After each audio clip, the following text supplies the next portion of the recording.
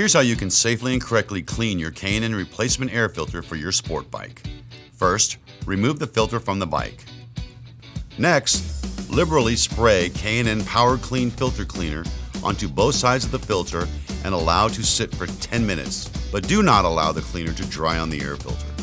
Next, rinse the filter with a low pressure water source from the clean side out in order to flush the dirt out of the filter. It may be necessary to use your fingers on the hose to apply with light water pressure. Repeat the process until the water runs clear and free from debris. After rinsing your filter, gently shake off excess water and allow the filter to dry naturally. Make sure the filter is completely dry before applying filter oil.